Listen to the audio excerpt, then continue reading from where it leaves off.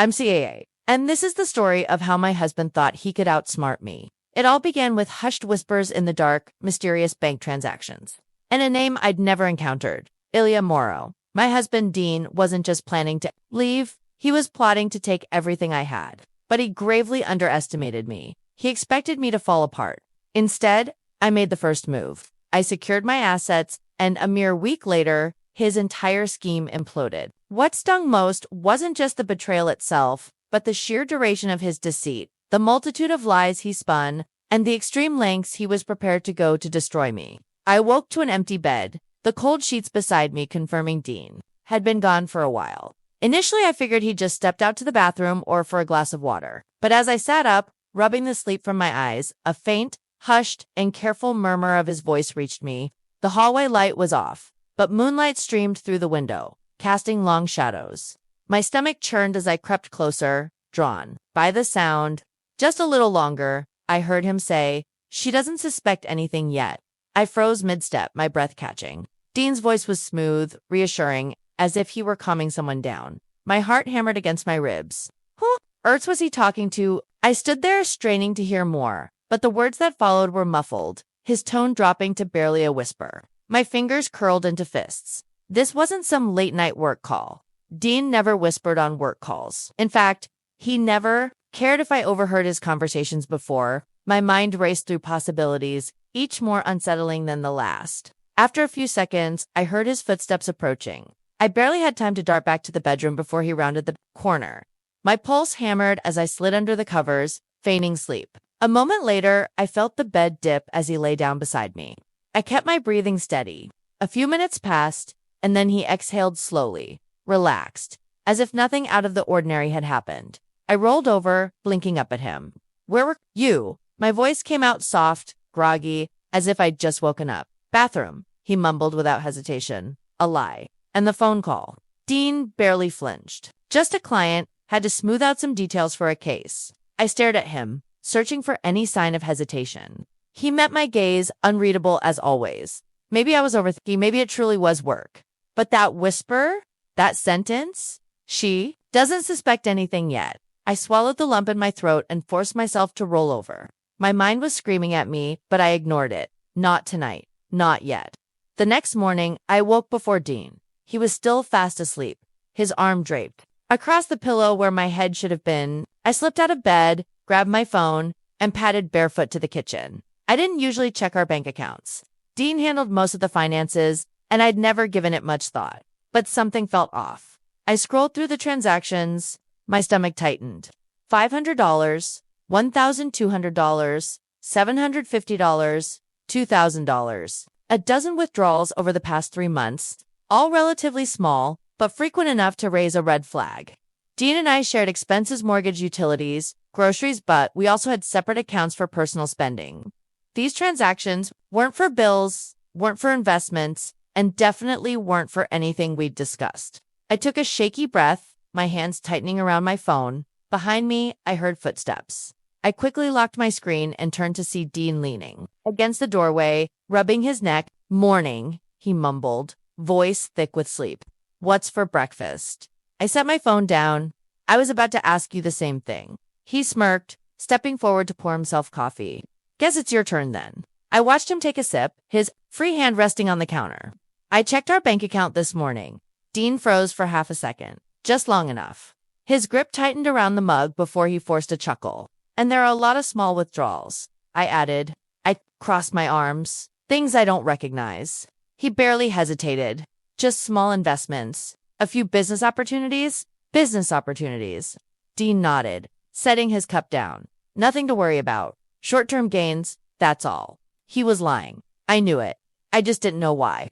For the rest of the day, I tried to shake the unease. But Dean wasn't helping. He was glued to his phone, taking calls in other rooms. His screen was always face down when he set it on the table, and every time I looked at him, I felt like there was a wall between Uzwan that hadn't been there before. That night, as I lay in bed, staring at the ceiling, my mind wouldn't quiet down. Dean had always been confident, smooth, a man who knew how to talk his way out of anything. But I had been with him long enough to know when something was off. And something was definitely off. I turned to face him. He was already asleep, his breathing steady, his face calm, like a man with nothing to hide. I wasn't convinced. A voice in my head whispered the words I had been trying to push away all day. Am I being paranoid, or is something really wrong? The doubt refused to fade, even as the morning light filtered through my window. I had spent the entire night tossing and turning, unable to shake the feeling that something was terribly wrong. Dean's voice from the night before still echoed in my mind, casual, dismissive, yet calculated. The kind of tone someone used when they were hiding something in plain sight. I forced myself out of bed and went about my morning routine. But my movements felt mechanical. My thoughts were stuck in a loop, replaying every interaction, every red flag I had ignored over the past few months. And then Dean strolled into the kitchen like nothing had changed. "Morning, babe," he said, pressing a quick kiss to my temple. I was thinking we should probably get our financials in order, just in case of emergencies. I froze, my fingers tightening around my coffee mug. "Our financials," I echoed carefully. "Yeah," he said, leaning against the counter, sipping his coffee as if this were just another normal conversation. Like, do you have a full list of your accounts, passwords, assets, that kind of stuff? We should keep everything in one place. I stared at him, my heartbeat drumming in my ears. Dean had never shown an interest in my personal finances. Sure, we had a joint account for bills, but we always kept our personal savings separate. It was just the way we had always done things. I swallowed, forcing a neutral expression. I mean, I guess I could put something together. His lips curved into a small smile, but his eyes flickered. Just for a second. He nodded as if it were no big deal before changing the subject entirely. But my mind was already racing. This wasn't about us. This wasn't about just in case of emergencies. Dean was preparing for something, and whatever it was, he didn't want me to see it coming. That evening, Dean was uncharacteristically relaxed. He laughed at the TV, scrolled through his phone as if nothing was wrong, and even suggested ordering takeout. Was playing the role of a doting husband perfectly, and that's what made my skin crawl. Something had shifted in him, the way he walked, the way he spoke. It was all too easy, too well rehearsed. Then it happened. Dean got up to take a shower, leaving his phone on the coffee table. He never left his phone unattended, ever. I stared at it, my pulse quickening. The screen was face down, just like it had been for weeks. But then, as if the universe were throwing me a lifeline, a notification lit up the screen. A text message from a name I didn't recognize. Ilya Morrow. I didn't have time to think. I reached for the phone, my hands shaking as I tilted the screen. Just enough to read the message preview. Just make sure she stays in the dark. Almost there. My breath hitched, my chest tightened so fast it hurt. The room suddenly felt smaller, like the walls were closing in on me. Who the hell was Ilya Morrow, and what did they mean by almost there? My finger hovered over the screen for half a second, just long enough for the wildest thoughts to flash through my mind. Was this another woman? Was Dean planning to leave me? Was he hiding money? I heard the water shut off. Panic shot through me as I placed the phone back exactly where it had been and sank into the couch, gripping my knees to keep my hands from shaking. A minute later, Dean strolled back into the room, towel drying his hair. I forced myself to look at him. He was so calm, so at ease, completely unaware that I had just seen something I wasn't supposed to. "Did you decide on dinner?" he asked, ruffling his hair. I swallowed hard. "Not yet." He grabbed his phone without a second glance, unlocking it effortlessly, no hesitation, like there wasn't a damn thing to worry about. But I knew better now. I spent the rest of the night trying to rationalize what I had seen. Maybe it wasn't what I thought. Maybe Ilya was a colleague, a business partner. Maybe keeping me in the dark was about something completely different, something innocent. But deep down, I knew better. The pieces were clicking together one by one. The secrecy, the disappearing money, the call in the middle of the night, the way he was suddenly so interested in my finances. I should have confronted him right then and there. But if I was right, if Dean was really hiding something this big, then I needed proof. Real proof. So instead, I kept my mouth shut. I let him kiss me goodnight, let him slip under the covers, like nothing was wrong. And then I lay there gripping my phone, whispering into the dark. Who the hell is Ilya Morrow? The next morning, the question still haunted me, gnawing at my every thought. I moved through my morning routine like a ghost, going through the motions, but my mind was locked onto one thing. Ilya Morrow. The name lingered in my brain like an unsolved puzzle, a piece that didn't fit but refused to be ignored. Dean sat across from me at breakfast, scrolling through his phone, perfectly at ease. I wondered if he had any idea I had seen that message. If he did, he was a damn good actor. But then, as if sensing my suspicion, he looked up and smiled. Hey babe, can you sign something real quick? I nearly choked on my coffee. Sign what? I asked, keeping my voice light. Just some financial updates for tax purposes, he said, sliding a document across the table. His tone was casual, but his fingers drummed against the table in an uneven rhythm until I picked up the papers, my stomach tightening as I skimmed through the first page. Legal jargon filled the document, but one thing became painfully clear. This wasn't about taxes. I flipped to the last page. Property transfer. Agreement. My pulse pounded in my ears. My assets? My savings? Even the condo, everything would be moved into his name. I forced myself to look up. Dean was watching me, a careful smile plastered on his face. Dean? I said, my voice too controlled. What is this? His smile didn't falter. It's just a precaution, babe. A legal convenience. Nothing changes between us. I stared at him, my grip tightening around the paper. Nothing changes. You're asking me to sign over everything to you? Not everything, he said smoothly, as if that made it better. Just consolidating things for protection. You know, in case something happens. My hands trembled slightly, not from fear, but from rage. This wasn't paranoia anymore. This wasn't me reading into things. This was planned, and he had the audacity to sit across from me and act like it was nothing. I placed the document back on the table, slow and deliberate. Then I met his gaze. I'm not signing this. His smile twitched, his jaw clenched for a fraction of a second before he let out a short laugh. Don't be dramatic. It's just paperwork. I held my ground. Then why are you so eager for me to sign without reading it? His expression hardened. You really don't want to do this, essay. He leaned in slightly, his voice low and controlled, but there was something underneath it, a warning, a threat. I met his gaze unflinching. Is that a threat? Dean didn't answer right away. Instead, he leaned back in his chair, arms crossed, his expression morphing into something dangerously unreadable. The smirk he had worn moments ago faded, replaced with an unsettling calm. I just think you're making this harder than it needs to be, he said, his voice too smooth, too measured. I swallowed my anger, keeping my expression neutral. He still thought he was in control, that I was just another move on his carefully planned chessboard. I let the silence stretch, watching him the way his fingers tapped idly against the table, the slight twitch in his jaw when I didn't respond. He was waiting for me to react, to get emotional, to panic, to break. I wouldn't give him the satisfaction. So I smiled, just enough to make him shift uncomfortably. You know what, Dean? I said lightly, standing up and gathering the papers. You're right, I do need to think about this.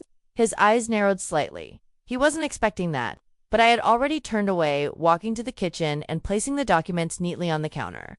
I wasn't going to argue. Not now. Not yet, because now I was the one in control. That night, Dean acted like nothing had happened. He moved through our home like we were still just another happy couple, making himself a drink, watching the news, scrolling through his phone as if he hadn't just tried to con me into signing away everything I owned. But as I watched him, a realization settled in my chest like a weight. This had never been about saving our marriage. He wasn't trying to fix things. He was setting up his exit, and he wanted to take everything with him when he left. The next morning, I found him in the living room, sipping his coffee as if he didn't have a single worry in the world. But when I sat across from him, he glanced up immediately, sensing that something had shifted. We need to talk, he said, setting his cup down. I tilted my head. Oh, he exhaled as if this was difficult for him, as if he was the one struggling. I think we should separate. There it was. He said it like a man delivering a well-rehearsed speech, every word perfectly measured. It's not working anymore, he continued, his tone even. You have to see that. I stared at him, unmoving. He wasn't asking for a divorce. He was telling me it was happening. I let a beat pass, then another, before I finally spoke. You've been planning this, haven't you? A flicker of something crossed his face, gone before I could name it. It's for the best. SAA. We've grown apart. Grown apart. That's what he was going with. I leaned forward, resting my arms on the table. You mean you want out, but you want to make sure you don't leave empty-handed. His lips pressed into a thin line, but he didn't deny it. I could have screamed. I could have thrown the nearest object across the room, but I didn't. Because something had shifted inside me, a steel resolve that hadn't been there before. So I leaned back in my chair, tilting my head slightly. Then, as calmly as I could, I said the words that would change everything. I already moved my assets. Dean's entire posture stiffened. His breath hitched not enough for someone else to notice, but I did. What do you mean? His voice was too sharp, too controlled. I smiled, slow and deliberate. Exactly what it sounds like. His jaw clenched. I saw it then. The second he realized he had lost, he had spent months orchestrating this, setting up every little detail to ensure he came out on top. But he had underestimated me, and he hated that. A long silence stretched between us. Then finally, Dean exhaled sharply and stood up. He grabbed his coffee, took a slow sip, then turned to me with a look that sent ice through my veins. His smile returned, but this time it was colder, more calculated. You're going to regret this, SAH. I wasn't sure if it was a threat or a desperate bluff. Either way, I was ready. Dean had played his hand, and now it was my turn. The morning air felt heavier than usual as I moved through my routine. Coffee tasted bitter, and the silence of the apartment pressed against me like a weight. I told myself I wouldn't let his words from the night before get to me. But then came the knock at the door, sharp, measured, official. I set my coffee down and took a breath before opening it. A man in a navy blazer stood on the other side, holding a thick envelope. Saw Keller? Yes. He extended the envelope, expression blank. You've been served. My fingers tightened around the documents as I watched him walk away. The weight of the envelope felt heavier than it should have been. I didn't have to open it to know what it was. Still, I forced myself to sit at the kitchen table, exhaling sharply before sliding my nail under the flap and pulling out the papers. Petition for dissolution of marriage. I skimmed down the page, eyes landing on the financial demands. Dean wasn't just leaving. He wanted half of everything. The condo, the car, 50% of our shared assets.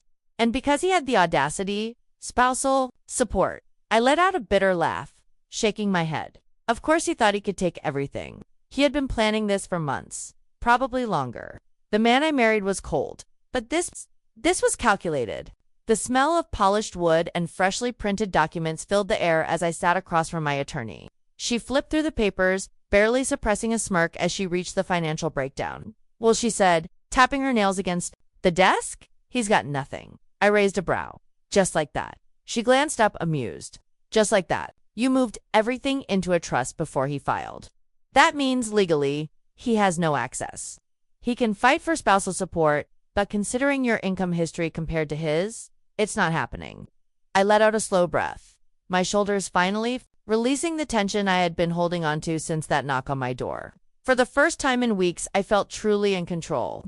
Dean had spent all this time thinking he was the one orchestrating the game. He had underestimated me. That evening, I had just finished pouring myself a glass of wine when the front door slammed open. I didn't even flinch.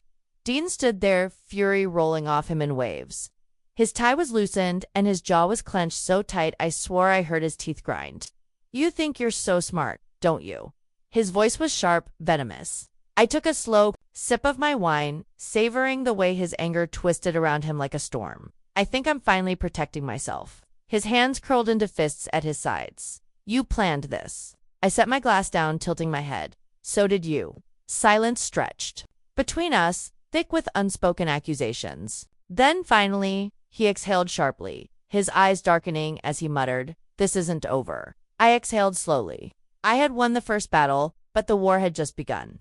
For the first time in weeks, I felt a small sense of relief, knowing that Dean had lost his financial grip on me. But I should have known better than to think he would walk away quietly. The first sign of trouble came at work. It started with looks, not the usual passing glances, but lingering stares, with whispers that cut off the second I entered the room. By mid-morning, my assistant Rachel hesitated before stepping into my office. Hey, I think you should know something. I glanced up from my laptop, already exhausted. What is it? She shifted uncomfortably. There's a rumor going around. I wasn't going to say anything, but she trailed off, wringing her hands. Just tell me, Rachel. Rachel hesitated, then sighed. People are saying you took money from your joint accounts, that you were, she swallowed hard, laundering funds. I stared at her. The words landed like a slap. What? I don't believe it, she added quickly. But Dean, he's been talking to people, lawyers, mutual friends. The story is spreading. My stomach twisted, fury rising in my chest like wildfire. Dean wasn't just trying to take my money, he was trying to ruin me. By the time I got to my lawyer's office, I was barely holding it together. This needs to stop now. I slammed the stack of printed screenshots onto the desk, my hands shaking with rage. My lawyer, Patricia, glanced at them and let out a dry chuckle. Well, he's certainly desperate. He's slandering me, yes, but we can use that. She leaned back in her chair, tapping her pen against her desk. If he's running around making false claims, he's opening himself up to defamation charges. We send a cease and desist first. If he ignores it, we escalate. I clenched my jaw. I don't want this to drag out in court. I just want him to stop. Patricia sighed. He's trying to bait you, Sa. He wants you to react emotionally. She's right. I turned to see Beatrice standing by the door with a knowing look. You can't let him dictate your next move, she said, stepping forward. You react too fast, and he wins. I swallowed my anger, nodding stiffly. But inside, with seething, Dean wanted a fight. He was about to get one. I found him at LaRue, one of the city's most exclusive restaurants, laughing over drinks with two colleagues. The sight of him sitting there, completely unfazed, like he hadn't spent the past few days dragging my name through the mud, made my blood boil. I didn't cause a scene. I didn't scream. I didn't need to. I simply walked up to the table, leaned down, and whispered, "You have no idea what you've just started."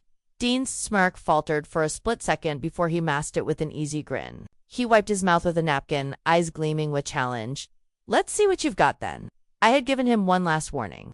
Now I was done playing fair. Dean had spent weeks trying to manipulate, intimidate, and control me. He had underestimated me at every turn.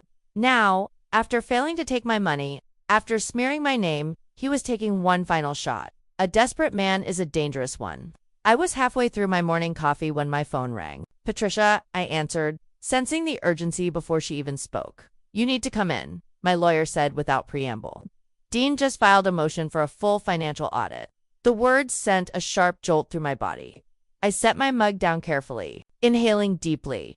On what grounds? Patricia exhaled. He's claiming you mismanaged joint funds and that you owe him a financial settlement. It's complete nonsense, but that's not the point. Of course it wasn't. He's trying to drain me, I muttered. Legal fees, time, stress. He knows he can't win, so he wants to wear me down. Exactly. A sharp bitterness curled in my chest. Dean never played to win outright. He played to exhaust his opponent. Not this time. I'll be there in an hour, I said before hanging up. By the time I walked into Patricia's office, she already had Dean's motions spread across her desk, annotated. In red. Here's the good news, she said, looking up. He doesn't have a single piece of legitimate evidence. The bad news? This could still drag out for weeks, maybe months, if the court entertains his tactics. I clenched my fists. What's our next move?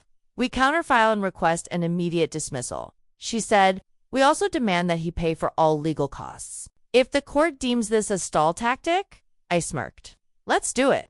2 weeks later, I found myself sitting across from Dean in a courtroom. He was dressed sharp, his tie a little too tight, his smirk barely concealed.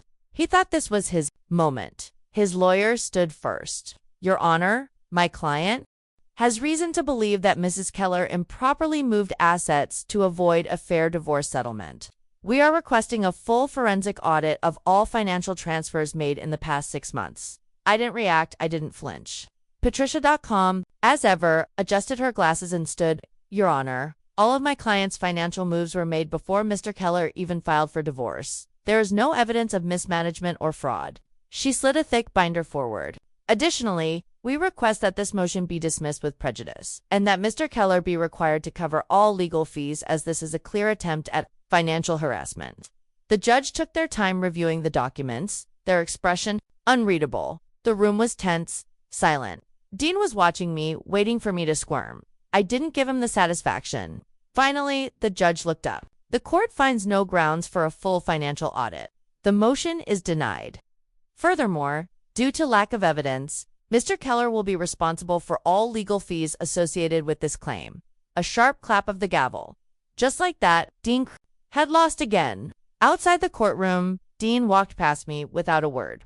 But as he passed, he muttered, just loud enough for me to hear. You think this is over? Just wait. I had won this round, but I knew Dean still had one last move left. Men like him don't walk away quietly. They don't accept defeat. They regroup, rest, strategize, and come back with something even worse. And Dean, he had been plotting this too long to let it end here. I didn't have to wait long to find out what his final move was. The call came the next morning. SAH. We have a problem, Patricia said. I gripped the phone tighter. What now? There was a pause. Then the sound of papers shuffling. Dean and Ilya have filed a formal complaint. They're accusing you of financial fraud. According to their evidence, you've been falsifying financial records for months. I felt the air leave my lungs. If this accusation stuck, I wouldn't just lose money. I could be facing actual legal consequences. They submitted documents. Patricia continued, her voice tight. If the court takes this seriously, you'll be forced into a criminal investigation. The world tilted slightly. I pressed my fingers against my temple, willing myself to stay calm. And the documents, are they real? A scoff on the other end. Absolutely not, but they're good. Someone doctored them well, of course. Ilya, the invisible hand guiding Dean's every move. But, Patricia added, I had Beatrice take a look at them before calling you, and she found something. A flicker of hope. What? She recognized the timestamps on the financial transfers. Someone forged them. But they didn't realize one key detail. Those accounts didn't even exist when those transactions supposedly took place. I let out a sharp exhale. That was it. That was the mistake that would ruin them. My fear burned away, replaced by something sharper. Dean wanted a war. Fine. I was about to end it. By the time I arrived at Patricia's office, I had made a decision. I wasn't just going to defend myself. I was going to bury them. I want to go on the offensive, I said, placing my palms flat on her desk. Not just to clear my name. I want to take them down. Patricia studied me for a moment, then nodded. Good, because we have enough to do it. She motioned to a folder. We contacted a forensic financial analyst. They confirmed what Beatrice found. The documents were doctored. She smiled, sharp and satisfied. So here's what we do. We file a motion proving the documents are fraudulent. Then we sue Dean and Ilya for defamation and falsifying legal evidence. I nodded. And I want full damages. Patricia leaned back, clearly pleased. I thought you might say that. 2 weeks later, I faced Dean in court for what would be the last time. I watched him closely as Patricia laid out our case. She spoke with precision, her voice carrying across the room. These documents, submitted as evidence against my client, were fabricated. We have irrefutable proof that the financial transactions listed never happened. The forensic analyst took the stand, detailing every false timestamp, every manipulated number. Dean's lawyers squirmed. They knew they were losing. Then came the final blow. Patricia placed a new folder on the judge's desk. Your Honor, in light of these fraudulent accusations, my client is countersuing Mr. Keller and his associate Ilya Morrow for defamation and the submission of falsified legal evidence. The silence in the courtroom was deafening. Dean's lawyer turned to him, whispering something urgent. Dean's jaw was locked, his face pale. Finally, his lawyer stood and cleared his throat. Your Honor, my client wishes to withdraw his claims. Of course he did. He had no choice. The judge nodded. Motion dismissed. Furthermore, Mr. Keller will be responsible for all legal costs. Dean had lost completely as we exited the courthouse. Dean walked past me without a word. I didn't stop him. I didn't need to. I let him take a few steps before I whispered, just loud enough for him to hear, "We done here?" For the first time in months, I felt something I had almost forgotten. Peace. No more court hearings. No more threats. No more waking up in the middle of the night dreading what Dean would do next. I had one. It didn't feel like some grand victory, not in the way I had imagined. There were no fireworks, no dramatic final words, just silence. The kind that comes after a storm, when the sky is still heavy but the thunder is gone. And for the first time, that silence didn't scare me. 2 days later, I met with Patricia for the last time. She slid a final stack of papers across her desk. It's done. Dean signed the settlement. I exhaled slowly, my fingers hovering over the documents before finally picking them up. I scanned through the details, even though I already knew the outcome. Dean got nothing, not a dime. His financial claims dismissed, his defamation case backfired, his reputation ruined. He had tried to destroy me, and in the end, he was the one left with nothing. Patricia leaned back in her chair, watching me. How do you feel? I let out a quiet laugh, more exhale than sound. Lighter. She smiled. Good. You deserve that. I nodded, slipping the documents into my bag. This was it. The final step. I stood, extending my hand. Thank you, Patricia, for everything. She shook it firmly.